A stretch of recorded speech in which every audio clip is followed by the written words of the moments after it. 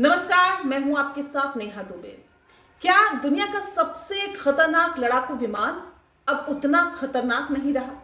क्या जिस F-35 को अमेरिका अदृश्य कहता था, अब वो दिखाई देने लगा है? और सबसे बड़ा सवाल, क्या पहली बार किसी ने अजय विमान को सच में चोट पहुंचा दी है? आज की कहानी सिर्फ एक विमान की कहानी नहीं है, ये उस मिथक के टूटने की कहानी है जिसे सालों से दुनिया के सामने सुपर पावर की ताकत बनाकर बेचा गया।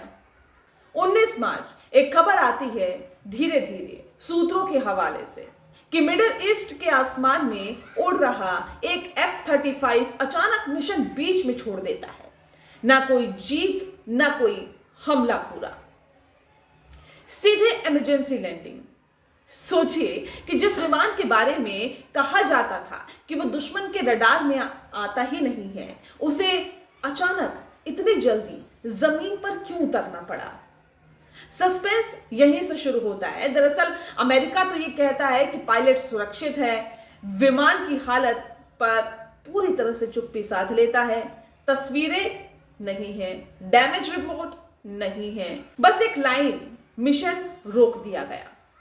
और यही लाइन सबसे ज्यादा डरावनी भी है। F-35 आखिर क्या है, ये आपको समझना होगा। ये कोई आम फाइटर जेट नहीं है। इस पर खर्च हुआ है तकरीबन $400 बिलियन। दुनिया के कई देश मिलकर इसके पार्ट्स बनाते हैं। इसे 5th जनरेशन स्टेल्थ फाइटर भी कहा जाता है।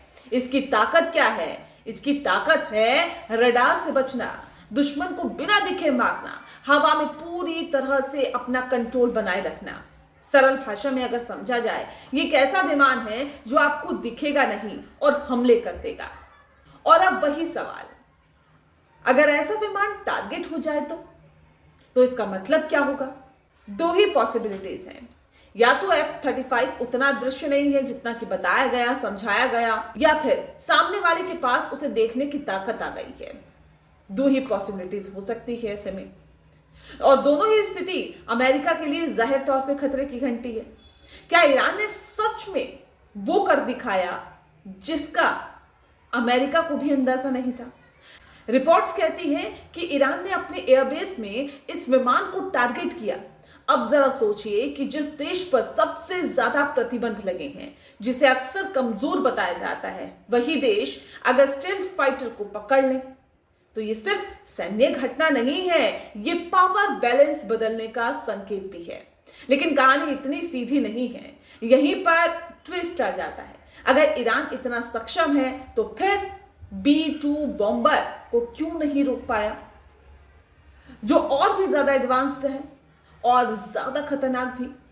तो क्या फर्क है ऊंचाई, टेक्नोलॉजी या सिर्फ टाइमिंग की? ये वही सवाल है जिनका जवाब कोई साफ साफ नहीं दे पा रहा। अमेरिका की चुप्पी आखिर क्यों है, ये भी एक बड़ा सवाल है। यहां सबसे बड़ा गेम है इमेज का। अमेरिका सिर्फ युद्ध नहीं लड़ता, वो अपने हथियार भी बेचता है। F-35 सिर्फ एक जेट नहीं है, ये एक ब्रांड है। अगर दुनिया को पता चल गया कि ये कमजोर है तो अरबों डॉलर की डील खतरे में आ जाएगी, सहयोगी देशों का भरोसा कम हो जाएगा और सुपर पावर की वो छवि जो अमेरिका रखना चाहता है, बरकरार रखना चाहता है, उस पर चोट लगेगी। इसीलिए चुप्पी बेहद जरूरी है। सिर्फ विमान नहीं, कैरियर भी सवालों के घेरे में है। और अब ध्यान दीजिएगा कि दुनिया का सबसे ताकतवर एयरक्राफ्ट कैरियर जिस पर अमेरिका गर्व करता है, उसमें आग लगने की खबर आती है। कहा जाता है कि हमला नहीं हुआ है, लेकिन 30 घंटे तक आग, सैकड़ों बेड नष्ट, मरम्मत के लिए वापसी। तो सवाल तो उठेगा ही, अगर हमला नहीं हुआ तो इतना नुकसान कैसे हुआ? ईरान की नई रणनीति क्या है, इस पर भी थोड़ा नजर डालिएगा, क्योंकि ईरान सीधे मुकाबला नहीं कर रहा है, वो खेल रहा है ओवरलोड गेम। एक साथ 100 मिसाइलें, साथ में ड्रोन, अलग अलग दिशा से हमला। दरअसल इसका असर क्या होता है, ये भी समझिएगा कि इंटरसेप्टर सिस्टम कंफ्यूज हो जाता है। इसका असर यही होता है कि इंटरसेप्टर जो सिस्टम है वो कंफ्यूज हो जाता है। कुछ मिसाइलें रोकी जाती है, लेकिन कुछ निकल जाती है, और वही मिसाइलें जो निकल जाती है वही असली नुकसान करती है। इंटरसेप्टर खत्म हो रहे हैं, लेकिन असली मार आम आदमी पर पड़ रही है, क्योंकि ये युद्ध सिर्फ मिसाइलों का नहीं, विमानों का नहीं, बल्कि इसका सीधा असर आम आदमी पर हो रहा है। उस पर हमले हो रहे हैं, उसकी जेब पर हमले हो रहे हैं, क्योंकि तेल महंगा हुआ, गैस महंगी हुई, सप्लाई चेन प्रभावित हो गई, भारत में फैक्ट्रियां बंद होने लगी है, मजदूर गांव लौट रहे हैं और सिलेंडर जो है, गैस सिलेंडर, वो महंगे हो गए हैं। यानी जंग भले ही दूर हो, लेकिन असर आपके घर तक आ चुका है।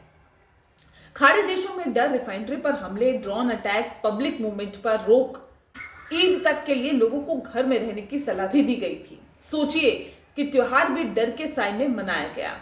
अब सबसे बड़ा सवाल यही है कि क्या अमेरिका सच छुपा रहा है? क्या F-35 वाकई अजय नहीं रहा? क्या ईरान को कम आंकना सबसे बड़ी गलती रही? हर सुपर पावर एक कहानी बताता है। हमारे हथियार सबसे मजबूत है, हम अजय हैं, हमें कोई नहीं हरा सकता है। जैसे ही एक घटना उस कहानी को तोड़ती है, पूरी दुनिया सवाल पूछने लगती है। ये सिर्फ एक विमान की खबर नहीं है, ये उस भरोसे की दरार है जिस पर पूरी सैन्य ताकत की इमारत खड़ी होती है। और जब भरोसा हिलता है तो सिर्फ मशीनें नहीं, पूरी रणनीति बदल जाती है।